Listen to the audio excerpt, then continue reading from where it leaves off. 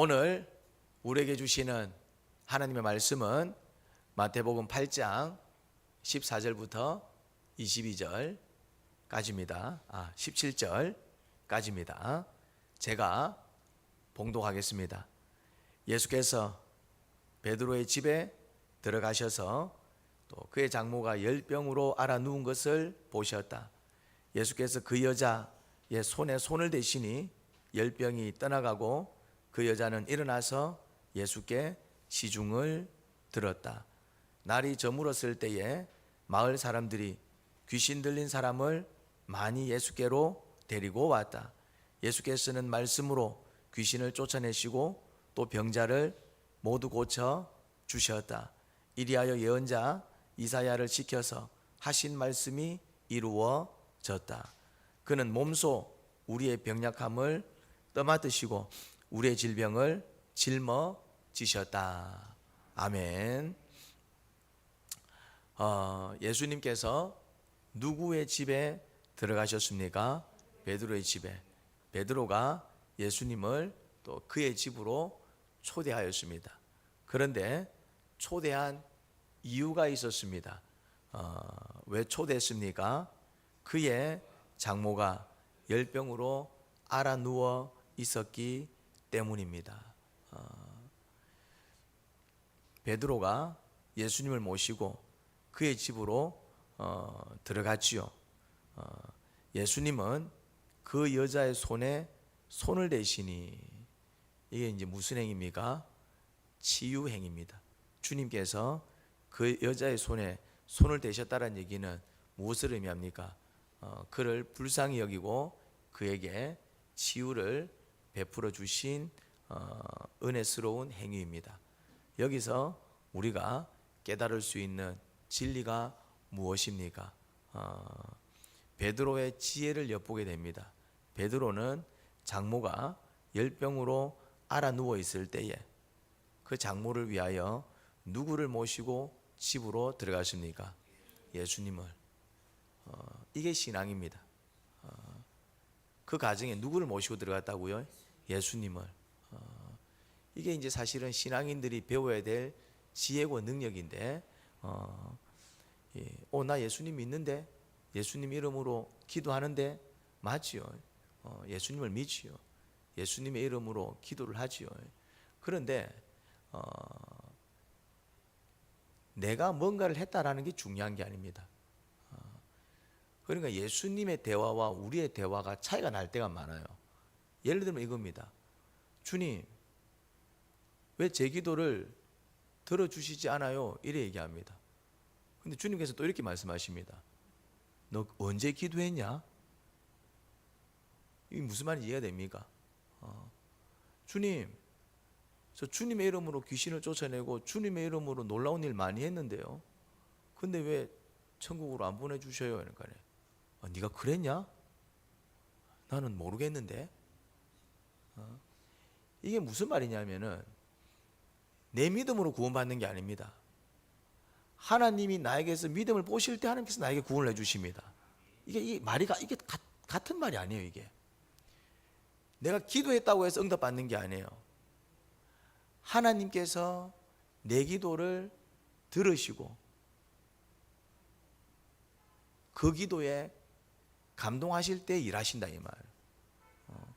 그러니까 이게 하나님의 입장과 사람의 입장이 다를 때가 많아요. 나 기도 많이 했는데, 나 예배 한 번도 안 빠졌는데, 내 주님을 위해서 살았는데, 근데 주님 이렇게 얘기합니다. 네가 나를 위해서 살았다고? 언제? 이게 무슨 말이냐면은 근데 이거는 사실은 하나님과 우리의 관계 속에서 뿐만이 아니고 사람과의 관계 속에서도 마찬가지입니다. 자녀들이 이렇게 얘기합니다. 엄마가 나한테 해준 게 뭐가 있는데, 그럼 그것만 해준 게 없을까요? 있을까요? 있습니다. 그런데 왜 다른 이야기가 나올까요? 이게 참 중요한 원리입니다. 이게 참 중요한 원리예요. 그러니까 생각이 다르다 이 말이죠. 생각이 다르다 이 말. 나는 했는데 물론 내가 하는 것도 중요하지만은 그것보다 더 중요한 게 뭐냐면은 아, 저 사람이 나를 위해서 이렇게 해주는구나. 그럴 때 이제 고마워.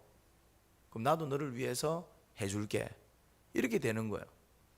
그런데 이제 싸우는 사람들 보면은 이렇게 얘기합니다. 내가 너를 위해서 얼마나 많은 수고를 했는 줄 알아? 네가 언제 했는데? 이 자녀들이 왜 부모한테 대항합니까? 이유는 한 가지입니다. 진짜 엄마가 나를 위해서 해준 거 맞아? 엄마 자신을 위해서 그렇게 한 거 아니야? 그런 어떤 다툼과 갈등을 많이 보게 됩니다. 이게 뭘 얘기하느냐 하면은 신앙도 마찬가지예요. 내 신앙이 나를 구원하는 게 아니에요. 자꾸 내 신앙을 주장해요. 내가 기도를 얼마나 했는데, 내가 헌금을 얼마나 했는데, 내가 내 수고를 자꾸 주장합니다. 물론 그것도 중요합니다. 그게 나쁘다는 얘기가 아닙니다. 그런데 그게 의미가 있으려면은 그것을 받는 자의 마음을 헤아려야 돼요. 내 수고가 그 사람한테 감동이 되지 않으면 소용이 없다 이 말입니다. 내 기도가 하나님을 감동시키지 못하면 소용이 없는 거예요. 내 믿음이 하나님을 감동시키지 못하면 소용이 없는 것입니다. 다시 말해서 네가 진짜 나를 믿은 게 맞아? 너 정말 나를 믿고 나한테 정말 겸손히 나한테 기도한 거 맞아? 전혀 네 기도는 그렇게 안 느껴지던데? 무슨 말인지 이해됩니까? 이게 뭐냐면은 겸손입니다. 겸손. 교만과 겸손이에요. 기도를 해도 교만한 기도가 있고 겸손한 기도가 있습니다. 믿음도 교만한 믿음이 있고 겸손한 믿음이 있습니다. 가인과 아벨을 통해서 우리가 그걸 확인할 수 있습니다. 가인이 예배를 드렸습니까? 안 드렸습니까? 드렸습니다. 가인이 제사를 드렸습니까? 안 드렸습니까? 드렸다니까. 아벨만 예배를 드리고 아벨만 제사를 드린 게 아닙니다. 가인이 열받은 게 왜 열받았습니까? 왜 내 제사는 안 받아줘요? 이거잖아. 왜 내 제사를 안 받아줘요? 이 질문은 제사를 드렸다는 얘기입니까? 안 드렸다는 얘기입니까? 드렸다는 얘기입니다. 헌금을 했다는 얘기입니까? 안 했다는 얘기입니까? 했다는 얘기입니다. 기도를 했다는 얘기입니까? 안 했다는 얘기입니까? 했다는 얘기입니다. 했는데 왜 안 들어줘? 이 얘기잖아요. 안 했는데 안 들어줘요가 아니라 안 했는데 안 들어줘요가 아니라 나도 했는데 왜 얘 예물만 받으세요? 이거잖아요. 왜 얘 기도만 응답하세요? 이거잖아요. 왜 얘 예배에만 복을 내려주세요? 이거잖아요. 이제 그럼 본인이 했어요? 안 했어요? 했다 이 말이죠.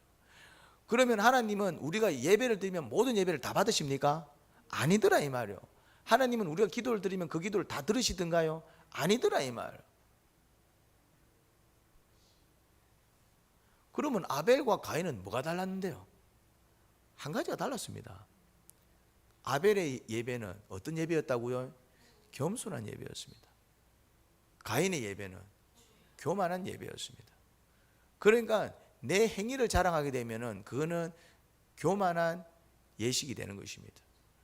그런데 나는 아무것도 아니요. 일해 주실 그 주님을 기대하며 겸손히 나갈 때 그것은 겸손의 믿음이 되는 것입니다. 베드로가 예수님을 자기 집으로 모셔드렸다 이 말이죠. 그러니까 베드로가 예수님을 그의 집으로 모시고 가니까 예수님께서 어떤 역사를 일으킵니까? 장모의 열병을 고치셨어요. 자, 그러면은 베드로가 예수님을 어떤 마음으로, 어떤 태도로, 어떤 모습으로 데려갔겠습니까? 그걸 좀 구체적으로 얘기해 보십시오. 당연히 겸손인데 그 겸손이 어떻게 드러났을까요? 뭐라고요? 제가 이제 예를 드리겠습니다. 여러분들이 좀 생각이 잘 안 돌아가신 것 같아요. 주님, 우리 집에 아픈 사람이 있는데 고칠 수 있겠거든. 고쳐 보시고 알면 말고. 자, 이만 맞을까요? 이게 겸손이에요? 무슨 말이 됩니까? 주님, 우리 집에 장모님이 누워 계시는데 제가 이런 일로 주님을 모시게 돼서 너무 죄송합니다. 또 주님한테 또 제가 뭔가를 또 좀 수고를 또 좀 시키게 될 것 같은데 근데 주님이 아니면 방법이 없으니까 정말 죄송해요. 좀 은혜를 한번 베풀어 주시면 안 되겠습니까? 무슨 말인지 이해됩니까? 어떤 마음이었겠어요? 여러분들이 묵상을 해보세요. 여러분들의 모습을 살피면서 베드로는 어떤 마음과 어떤 행동으로 데리고 가셨을까? 예수님을. 예. 주님께서 장모의 열병을 보고 베드로가 또 장모를 위해서 나를 데리고 왔구나. 그런데 주님이 기꺼이 그냥 이렇게 기꺼이 이제 손에 손을 대시면서 그 열병을 치료하십니다. 그럼 주님께서 기꺼이 그 일을 하셨다는 얘기는 주님의 마음이 어땠다는 얘기입니까? 베드로를 통해서 뭘 발견했다는 얘기입니까? 장모를 진심으로 사랑하는 마음을 발견했고, 그리고 정말 저 장모를 고칠 수 있는 사람이 자기밖에 없다라는 그 믿음을 가지고 있고, 그리고 또 그 예수님을 모실 때 어떻게 모셨다고요? 주님 죄송해요, 이런 일로 모시게 돼서. 그러니 그 자세와 그 말투와 그 마음가짐에서 주님께서 뭘 느끼셨겠습니까? 그래, 내가 베드로를 위해서 또 내가 또 이렇게 역사를 해야 되겠다. 무슨 말인지 이해됩니까? 예수님을 모시고 들어간다고 해서 역사가 일어나는 게 아니에요. 예수님을 모시고 들어간다고 해서. 그럴 것 같으면은 갈릴리, 예수님께서 그 지역을 다 돌아다니셨잖아요. 그 지역에는 환자가 한 명도 없어야죠. 그러면은 예루살렘에는 환자가 한 명도 없어야죠. 그러면은 무슨 말인지 됩니까? 예수님께서 그런 지역을 이래 돌아다니시면서, 집집마다 돌아다니시면서, 마을마다 돌아다니시면서 어떤 사람들이 있더라? 기적과 은혜를 체험하는 사람들이 있고, 또 어떤 사람들이 있더라? 기적과 그런 능력을 구경하는 사람들이 있더라, 이 말입니다. 쉽게 말해서 베드로는 예수님을 그의 집으로 모셔들여 가지고 장모 열병을 누웠어요. 그러면은 아픈 사람이 베드로의 집에만 있었을까요? 베드로 옆집에는 아픈 사람 없었을까요? 다른 집은 다 건강한데 베드로 집에만 그의 장모가 아팠을까요? 무슨 말인지 이해됩니까? 이 원리를 잘 아셔야 돼요. 쉽게 말해서 계속해서 지금 믿음 시리즈를 지금 배우고 있다, 이 말이죠. 나병 환자를 통해서 우리가 배운 믿음이 무엇입니까? 목숨 걸고 나갔다, 이 말이에요. 목숨 걸고 목숨을 건 믿음이었다, 이 말이에요. 야, 네가 목숨까지 거네? 그리고 이제 그 백부장을 통해서 발견한 믿음은 어떤 믿음이었습니까? 남들은 소모품으로 여기는 그 종을 하나님의 눈으로, 하나님의 마음으로 지극히 작은 자를 어떻게 여기고? 불쌍히 여기고. 누구를? 큰 자를? 누구를? 높은 자를? 누구를? 지극히 작은 자를. 그 누구도 그들도 보지 않는 그런 어떤 낮은 마음, 낮은 자를 귀하게 여기는 그 누구의 마음입니까? 예수님의 마음이죠. 네가 내 마음이네? 주님이 이 땅에 오셔가지고 한탄한 게 그거잖아요. 종들도 귀한 사람들인데 왜 주인 구분해가지고 이것들은 저렇게 내가 사랑하는 피조물을 괄시할까? 그런데 그 마음을, 그 주님의 마음을 누가 가지고 있더라? 백부장이 가지고 있더라. 네 마음이 내 마음이네. 이런 마음이 있었네. 그런데 한 걸음 더 나아가서 그의 믿음은 또 어떤 겸손까지 보였습니까? 말씀만 하시옵소서. 이런 믿음이 다 있노? 주님이 그러잖아요. 뭐라고요? 무슨 이런 믿음이 다 있노? 내 이런 믿음 처음 본다 이러잖아요. 자, 베드로가 예수님을 모시고 들어갑니다. 집으로 모시고 들어가요. 그런데 예수님은 들어가자마자 그 아픈 자를 보시면서 손을 내미십니다. 예수님께서 이렇게 자연스럽게 은혜를 베푸시고 기적을 베푸셨다는 얘기는 주님께서 베드로를 통해 혹은 그 가정 안에서 무엇을 느끼고 무엇을 발견했을 가능성이 높겠습니까? 그렇죠. 겸손히 주님을 섬기고 겸손히 주님을 의지하고 겸손히 주님을 높이는 그런 어떤 믿음? 겸손한 믿음을 발견했다. 여러분, 때로는 우리의 태도는 어떨 때가 많습니까? 왜 우리가 기적을 체험하지 못하고 오히려 우리는 원망 불평을 일삼을까요? 우리의 마음이 뭐하지 못하기 때문에 겸손하지 못하기 때문에 그렇습니다. 열병이 떠나가고 그 여자는 일어나서 예수께 시중을 듭니다. 여러분, 이 태도를 배우시기 바랍니다. 은혜를 입었으면 뭐 할 줄 알아야 됩니까? 이 은혜가 어디로부터 왔는지 아셔야 돼요. 이 은혜가 어디로부터 왔는지 아셔야 돼요. 그런데 처음에는 잠시 감사했다가 그 다음부터는 잊어버립니다. 내가 스스로 잘나서 그렇게 된 줄 착각합니다. 저는 그런 사람들 많이 봤습니다. 많이 봤어요. 왜냐하면 우리 교회는 어떤 사람들이 주로 옵니까? 우리 교회는 좀 힘든 사람들이 많이 와요. 힘든 사람들이. 암 환자 아니면은, 기초생활 수급자 아니면은, 뭐 파산, 개인회생 이런 분들 아니면은 뭐 전부 그런 분들이 와요. 정신적으로 문제가 있다든지, 가정적으로 문제가 있다든지. 멀쩡한 사람은 오지 않습니다. 작은 교회 특징입니다. 뭐 그런 사람들이 온다 해서 뭐 그거를 무시하는 게 아니에요. 그런 분들이 그렇게 와갖고 우리 교회에서 회복 안 된 사람들이 있을까요, 없을까요? 죄송하지만 저는 한 명도 못 봤습니다. 한 명도 못 봤습니다. 그 이유가 뭘까요? 하나님이 살아계시기 때문에 그렇습니다. 저는 한 명도 못 봤습니다. 한 명도 못 봤어요. 같이 기도하면서 그런 문제들 해결 못 받은 사람들 한 명도 못 봤습니다. 그런데 안타깝게도 문제가 있을 때, 내가 암에 걸려 있을 때, 내가 경제적으로 너무 어려울 때, 진짜 앞으로도 갈 수 없고 뒤로도 갈 수 없고 정말 앞이 캄캄할 때는 믿음들이 좋아요. 살려주세요. 살려주세요. 그래요. 같이 기도합시다. 그럼 같이 기도하면 회복이 됩니까? 안 됩니까? 됩니다. 회복이 되면 그 다음부터는 뭐가 나오냐면은 자기 성격들이 나오더라고요. 회복되면 뭐가 나온다고요? 자기 성격대로 나오죠. 자기 성격. 그게 안타까워요. 뭘 못 들더라? 회복이 된 다음에 뭘 못 들더라? 예수님께 시중을 못 드는 거예요. 뭐가 나오니까? 자기 성격이 나오니까. 자기 성격이 나오니까. 그러니 어떤 일이 벌어지느냐 하면은 축복을 까먹더라 이 말이에요. 이제 여러분, 병이 낫는 것도 중요하지만은 계속해서 그 건강을 지켜나가는 것 더 중요하지 않습니까? 무슨 말인지 이해됩니까? 뭔가 이렇게 어떤 문제가 경제적인 문제든 뭐 가정적인 문제든 그 회복도 중요하지만은 회복보다 더 중요한 게 뭡니까? 회복된 그 축복을 지켜나가는 것 아닙니까?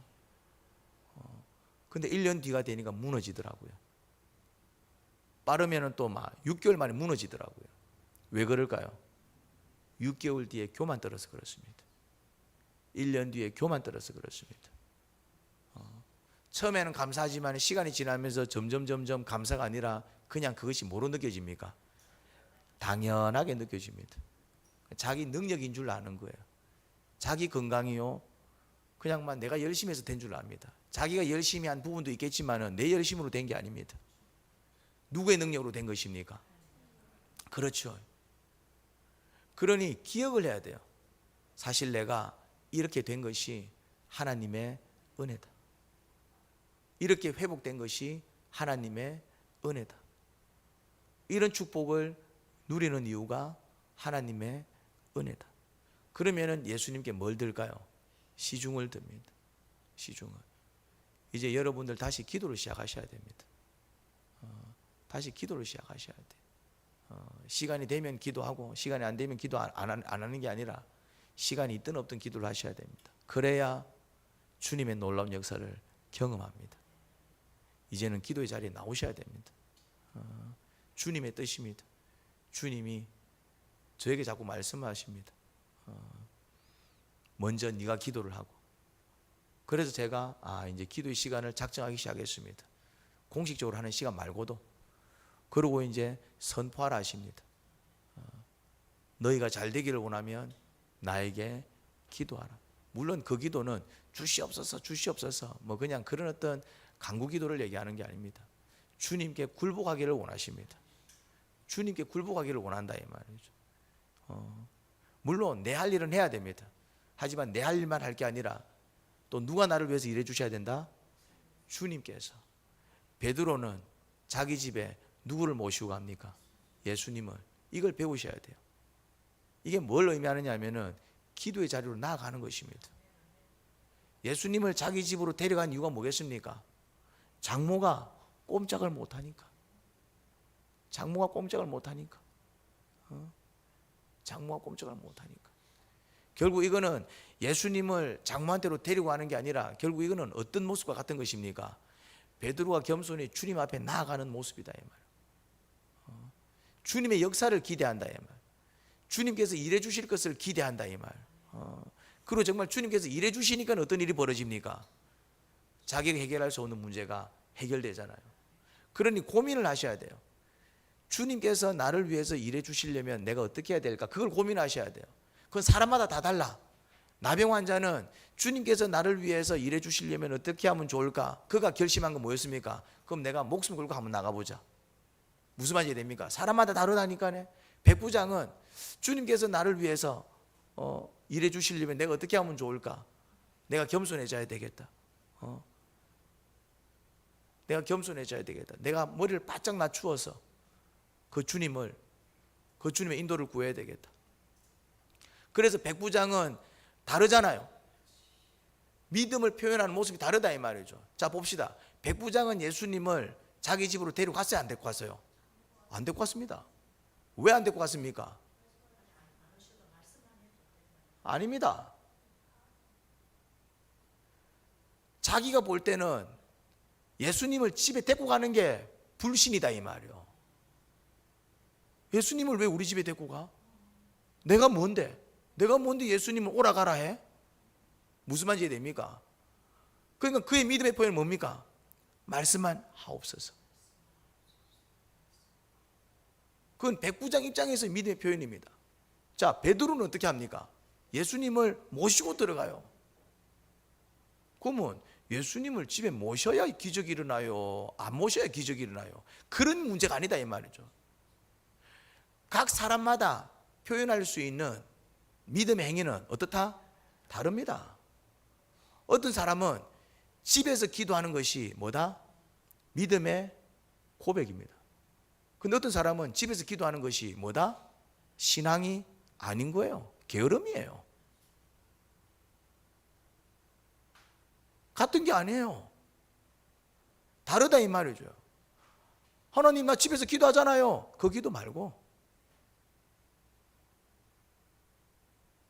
그런 사람은 어디에 나와야 기적을 체험할까요? 예배당 나와야 된다 이 말이에요. 어떤 사람은 예배당도 나와. 새벽마다 예배당 나와서 기도해. 그거 말고 짐 싸들고 기도원 올라가. 어떤 사람은 기도원도 올라가요. 그거 말고 아침 한번 굶어보지. 믿음의 행위가 사람마다 어떻다고요? 다 다릅니다. 늘 집에서 기도하는 사람이 집에서 기도하는 게 믿음의 고백이 될까요? 아닙니다. 늘 예배당에서만 기도하는 사람이 예배당에서 기도하는 게 믿음의 고백이 될까요? 아니다 이 말이죠. 이제. 믿음의 고백은 내 중심에서 어떤 결단과 의지가 일어나요.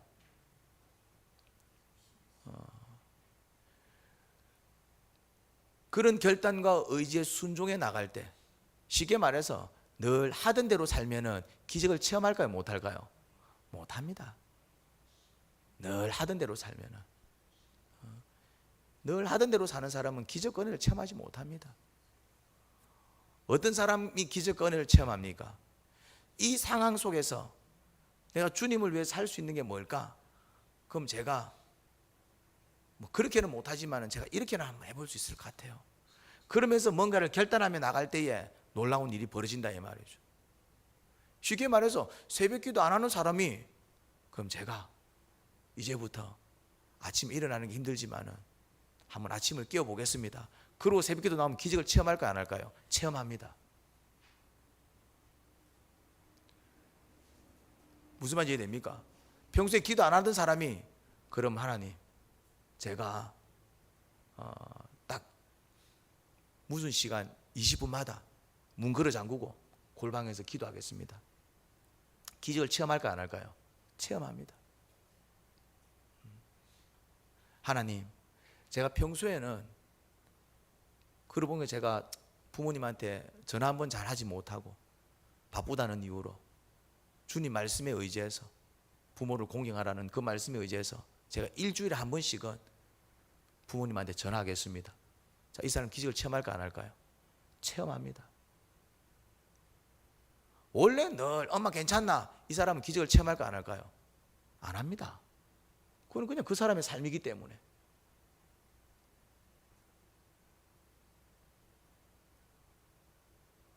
예를 들어서 누군가를 집에 데리고 가는 것을 잘하는 사람은 예수님 집에 데리고 갔다고 해서 기적을 체험할까요, 못할까요? 못합니다. 무슨 말인지 이해됩니까? 난 한 번도 그렇게 해본 적이 없는데, 그렇지만은 주님만은 내가 모시고 싶어. 제가 잘할 수 있을지 의문이지만은 주님을 위하여 결단하며 나갑니다. 그럴 때 뭘 경험한다고요? 기적을 체험한다 이 말이죠. 자, 날이 저물었습니다. 마을 사람들이 귀신 들린 사람을 많이 예수님께로 데리고 왔어요. 예수님께서는 말씀으로 귀신을 쫓아내시고 또 병자를 모두 고쳐주셨어요.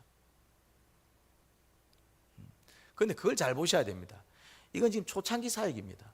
초창기 때는 예수님께서 병자들을 데려오는 족족 다 고쳐주셨어요. 그런데 후반에 넘어가면은 예수님이 병자들을 잘 안 고쳐주셔요. 왜 그렇지?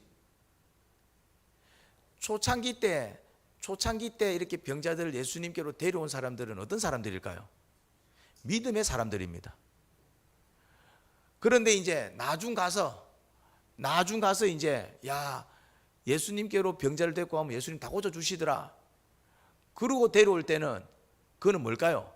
그거는 믿음이 아닙니다. 유행입니다. 믿음과 유행은 다르다 이 말이에요. 아무도 안 갈 때 내가 가면 뭡니까? 믿음이다 이 말이에요. 그런데 막 가는 사람들마다 병 다 나. 야, 나도 한번 가보자. 그건 뭡니까? 유행입니다. 믿음일 때는 어떤 역사가 일어납니까? 기적이 일어나지만은 어느 순간 그것이 유행이 되면 그때부터는 기적이 일어나지 않습니다. 남들이 교회 가면서 막 병이 나. 교회 가면 병 났네. 그러고 교회 가요. 병 날까 안 날까요? 안 났습니다. 그건 믿음이 아니라니까요. 아무도 가지 않을 때 정말 간다고 해서 나을까? 정말 예수님한테 간다고 해서 나을까? 뭔가 반신반의할 때, 그래서 남들이 주저할 때, 그렇지만은 저는 한번 믿고 나가 보겠습니다 하면 그건 뭡니까? 믿음입니다. 촌잡기 때는 오는 족족 다 났어요. 막 데리고 오는 족족 다 났어요. 데리고 오는 족족 초창기 때는. 왜요? 그때는 믿음이니까. 그런데 이제 어느 순간부터는 주님께서 안 고쳐주시더라고요. 왜요? 어느 순간부터는 뭐가 아니다? 믿음이 아닌 거예요. 같은 행위가 믿음일 수도 있지만 믿음이 아닐 수도 있다니까. 행동이 믿음을 결정하는 것이 아니라 그 행동의 가치는 어디서부터 출발할 때? 마음에서. 그렇죠. 뭔가 반신반의 될까? 그렇지만 주님을 믿고 한번 나아가 보겠습니다. 그런 어떤 믿음이 행동으로 드러날 때 그게 뭐가 되는 것입니까? 행동이 되는 거예요. 근데 막 니나 내나 막 다 가는 거예요 이제. 그래서 나도 한번 따라가 보는 거예요. 이거는 정말 내가 믿어서 나가는 거예요? 아니면 남들 다 가니까 따라서 가는 거예요? 같은 행동이 왜 누구는 주님께 왔는데 났는데 누구는 주님께 와도 못 났습니까? 같은 행동이 다 같은 믿음의 행위가 아니다 이 말이죠. 이거를 잘 보셔야 돼요. 이거를. 그래서 초신자가 정말 하나님을 잘 모르고 이제 한번 믿어볼까 하는 사람은 그냥 막 진짜 기도 같지 않은 기도를 해도 뭘 체험합니까? 기적을 체험합니다. 근데 만약에 목사쯤 되는 사람이 10년, 20년 신앙생활 한 사람이 그렇게 기도하면 기적을 체험 못합니까? 체험 못합니다. 왜요? 믿음이 아니기 때문에 그래요. 믿음이 아니에요. 목사가 새벽 기도한다고 해서 기적을 체험할까요? 못할까요? 못합니다. 나는 받은 은혜가 많아서 오히려 새벽기도 안 하면 나는 죄가 되는 사람이에요. 오히려 입장이 다른 거예요. 초신자는 새벽기도만 나와도 놀라운 역사가 일어나 버립니다. 근데 목사는 늘 하는 새벽기도 하루만 빠져도 벌 받습니다. 같은 행위가 완전히 하나님께는 다르게 해석이 됩니다. 너는 새벽기도가 아니라 이제는 너는 이제 기도 시간을 2시간 3시간 더 늘려서 저녁에도 기도하고 더 많은 어떤 능력을 구해야 되는 거 아니야? 왜요? 받은 은혜가 다르니까. 받은 은혜가 다르니까. 이게 뭐냐면은 초신자에게 주는 은혜가 다르고 제자에게 주는 은혜가 다르다 이 말이죠. 제자들이 이제 제자쯤 돼야 될 사람들이, 이제는 정말 종으로 살아가야 될 사람들이 초신자의 모습을 보면 어떤 일이 벌어질까요? 벌 받습니다. 오히려 당연한 거 아니에요? 선율이가 이제 조금씩 걷기 시작했어요. 그러니까 모든 사람들이 축복을 합니다. 와, 왜요? 얼마 전까지 기어다니는 애가 아장아장 걸으니까 축복을 하고 축하를 하고 다들 놀라고 신기해한다 이 말이죠. 얼마나 갈까요? 선율이 걷는 것 때문에 기뻐하고 놀랄 일이 얼마나 갈까요?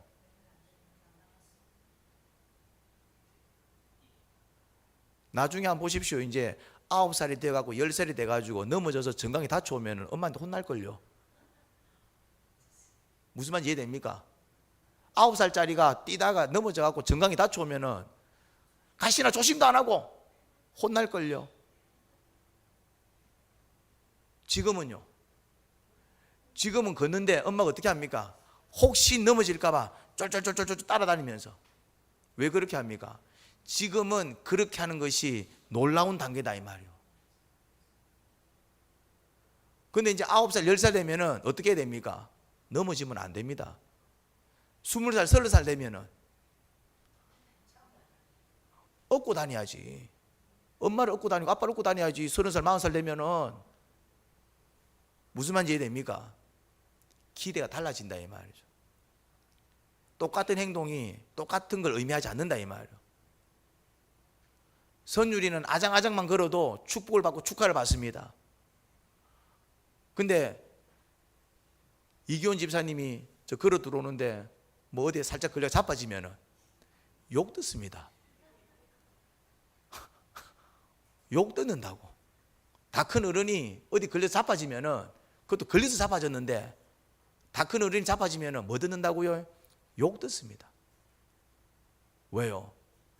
몸이 다르고 이제는 상황이 다른데 같은 행동이 똑같은 의미를 가지지 않는다 이 말입니다.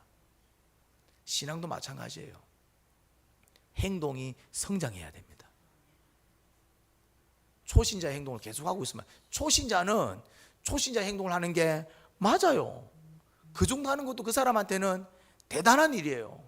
그런데 시간이 지나고 충분히 이제 성장해서 더 나은 행동과 더 나은 삶으로 가야 되는데 못 가면 어떤 일이 벌어진다고요? 너 왜 그러고 있냐? 왜 그러고 있냐? 기쁨이 아니라 그때부터는 뭐가 됩니까? 근심이 되고 걱정이 됩니다.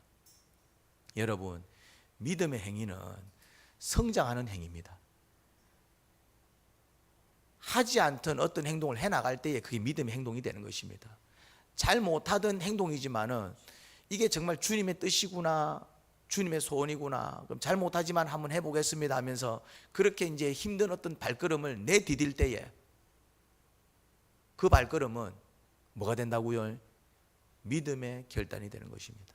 그러니 늘 똑같은 모습으로 한결같이 살아가는 것이 때로는 그것이 성실일 수도 있겠지만 자칫 그것이 뭐가 될 수도 있다고요? 다음으로 나가지 못하는 게으름이 될 수도 있는 것입니다.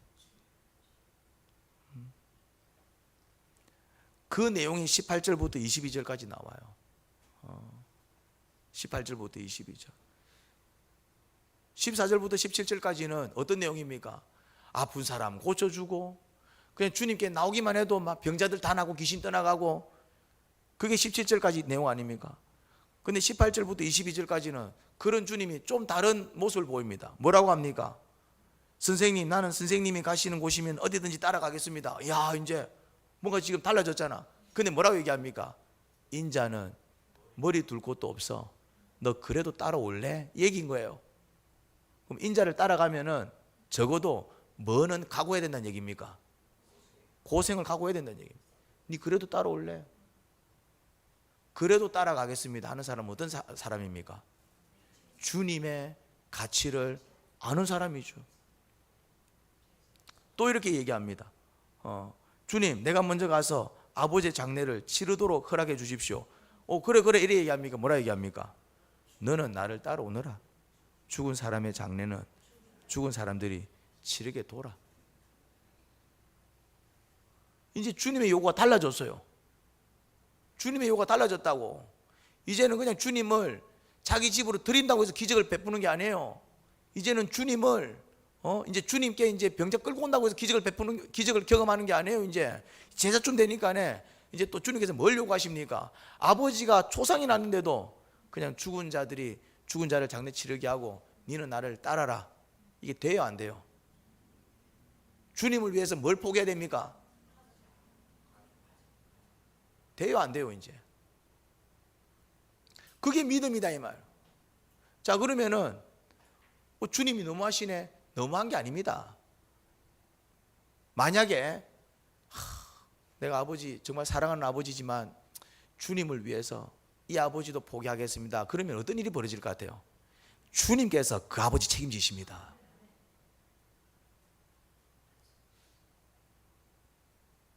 부모를 공경하라고 하신 주님께서 이렇게 말씀하실 때는 이유가 있지 않겠어요? 뭘 보기를 원하는 겁니까? 부모보다도, 사랑하는 부모보다도 주님을 더 따르는 그 믿음을 보고 싶었던 거예요. 주님은 알겠습니다. 그러면은 이제 아버지 장례를 내팽개치고 주님을 따르면은 이 사람은 집안 사람들로부터 욕을 들을까요, 안 들을까요? 듣겠지. 미쳤다 하겠지. 그렇지만 뭐는 증명이 됩니까? 믿음은 증명이 되는 거예요. 그러면 그 믿음이 증명이 될 때 주님께서 그 사람 손해보도록 내버려 두실까요? 아니면은 다른 사람들한테 종기를 받도록 만들어 주실까요? 종기를 받도록 만들어 주십니다. 그게 주님의 역사잖아요. 그러니까 초신자한테 요구하는 믿음 행위가 다르고 제자한테, 이제는 네가 제자쯤 되었는데 제자가 초신자의 어떤 행위로 기적 체험 못합니다. 어떤 결단? 지금까지 해보지 못한 또 다음 행위로 나아갈 때에 뭐까지 경험합니까? 더 큰 은혜를 경험합니다. 더 큰 은혜를. 이래 얘기하잖아요. 인자는 머리 둘 곳도 없는데 니 내 따라오면은 고생할 건데 니 내 따라오면은 편안하게 못 살아. 그래도 따라올래? 그래도 따라가겠습니다 하면은 어떤 일이 벌어질까요? 처음에는 좀 고생을 할 수 있을 겁니다. 그럼에도 불구하고 내가 막 고생을 하는 일이 있더라도, 손해를 보는 일이 있더라도 나는 주님이 더 좋아요 할 때, 그럼 이게 뭐가 증명이 됩니까? 믿음이 증명이 되잖아요. 그러면은 어떤 일이 벌어질까요? 그 사람은 남들보다 훨씬 더 풍성한 은혜와 축복을 누리며 살아가는 축복을 받게 돼 있습니다. 주님은 복 주시는 하나님이에요. 그런데 때로는 조금 복 안 주시는 하나님처럼 느껴질 때가 있습니다. 그거는 뭡니까? 일종의 시험입니다. 무슨 시험? 내가 다음 복을 줄지 말지, 다음 복을 줘도 될 놈인지 아닌지를 테스트하는 거예요. 그게 뭐냐면은 니 내 따라오면은 나는 머리 둘 것도 없는데 니 내 따라오면은 힘들 긴데 괜찮겠나? 그럼 그때부터 뭐 하겠습니까? 고민하는 거죠. 이제 고민하겠죠. 쉽게 말해서 고민 없이 주님을 따라가는 거는 믿음이 아니다 이 말이에요. 그냥 막 쉽게 막 시간이 되니까 막 내가 할 수 있으니까 막 내가 뭐 이미 물질의 축복을 받아서 뭐 헌금하고 이런 거는 그냥 그것도 안 하는 것보다 낫겠지만은 기적으로 이어지는 믿음은 아니다 이 말이죠. 그런데 어떤 행동? 고민할 수밖에 없는 행동. 내가 하겠나? 내가 이래까지 해야 되나? 주님의 뜻이 이거야? 이거 하려면 내가 이거 좀 줄여야 되는데, 이거 못할 수도 있는데, 그럼 내 손해보는 거 아니야? 이런 어려움이 생길 건데, 그럼에도 불구하고 이게 주님의 뜻이면은 그때 이제 내는 용기가 뭡니까? 죽으면 죽으리라. 이게 그 내용이에요. 그냥 쉽게 그냥 왕 앞에 나갈 수 있으면은 이게 믿음입니까? 믿음이 아닙니까? 아니에요. 왕 앞에 나가도 안 죽고 나가도 안 죽고 안 나가도 안 죽고 이런 믿음이 안 믿음이에요. 그런데 왕이 부르지도 않았는데 나가면 내가 죽을 수도 있는데, 그런데 또 주님이 역사하시면 내가 살 거야.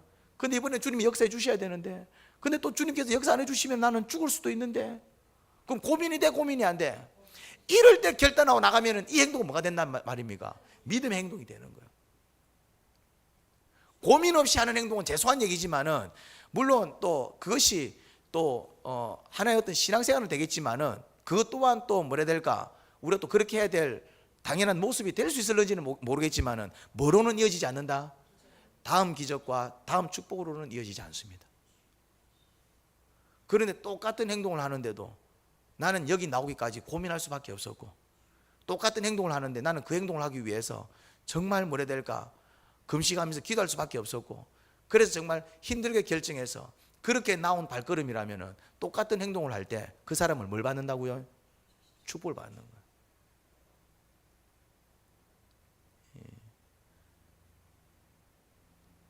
믿음의 행위는 그렇게 결정나는 거예요. 그냥 행동했다고 해서 니 예배 드렸네, 니 찬양했네, 그 행동이 기적을 부르고 구원을 부르는 게 아닙니다. 행위 구원론이 아니라니까요. 결국 기적을 부르고 구원을 부르고 주님의 놀라운 영광을 보게 하는 역사의 근거는 뭐라고요? 우리의 믿음인데, 믿음은 어디에서부터 출발한다고요? 고민에서부터 출발합니다.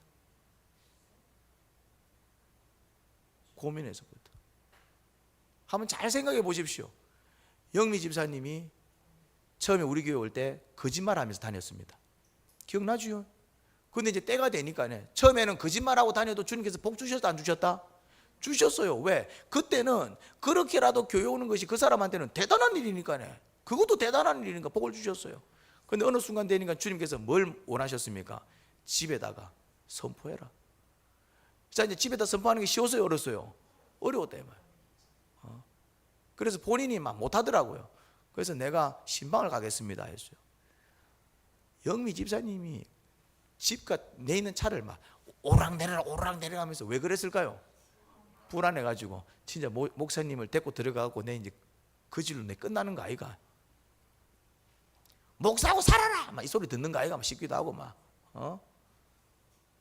안절부절을 못 하시더라고요. 그렇지만은 누구를 기대하면서 나갔습니까?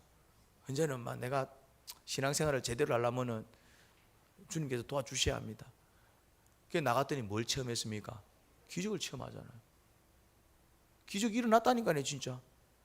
그때부터 시어머니가 어디를 안 다니고 절에 안 올라가고, 영미 집사님을 쫓아낸 게 아니라 시어머니가 그때부터 절에 안 올라가시고, 이 기적 아닙니까? 그리고 남편이 어쨌거나 지금은 조금 이제 좀 방학 중이지만은 그래도 그 이후에 목장 모임 나오고 교회 와서 세례받고, 그러면 그 기적 아닙니까? 기적은 언제 일어나더라? 고민에서부터. 주님의 말씀이 선포될 때 내가 고민 들어가야 돼요.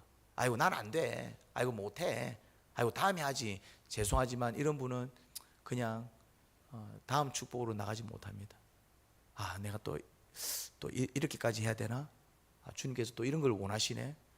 이런 거 하려면 또 내가 이런 시간과 또 이런 어떤 헌신이 필요한데 내가 할 수 있을까? 내가 그렇게까지 해야 되나? 뭔가 고민이 됩니다. 마음이 좀 무겁습니다. 그렇지만은 기도하고 묵상하면서 실험하면서 주님의 뜻이 분명하고 이제 확신들이 이제 일어납니다. 그럴 때 누구를 선택한다? 주님을 선택하면 이게 뭐가 되는 것입니까? 주님을 선택할 때, 그럴 때 주님을 선택할 때, 그럴 때 뭔가 이게 고민이 되고 힘들 때, 결정하기 어려울 때, 그럴 때 막 고민하다가 누구를 선택할 때? 주님을 선택할 때 그게 뭐가 되는 것입니까? 그게 믿음이 되는 거예요. 네가 나를 믿는구나. 네가 나한테 맡기는구나. 네가 나한테 순종하는구나. 여러분들이 그렇게 믿음의 행보를 해 나갈 때에 뭘 경험하느냐면은 기적을 경험합니다. 하나님 아버지, 기적을 경험하는 신앙이 되기를 소원합니다. 어떤 사람은 발을 내딛었을 때 바다가 갈라지는 기적을 체험합니다. 그런데 어떤 사람은 그 발을 내딛지 못하고 그냥 발을 내딛어서 기적을 체험하며 바다를 가르고 그 바다를 건너는 사람을 구경을 하지요. 구경하는 신앙이 아니라 실제로 체험하고 누리는 신앙이 되기를 원합니다. 그러려면 고민하며 결단해야 되고 그렇게 의지적으로 믿고 나가야 합니다. 그런 믿음을 주옵소서. 예수님 이름으로 기도합니다. 아멘.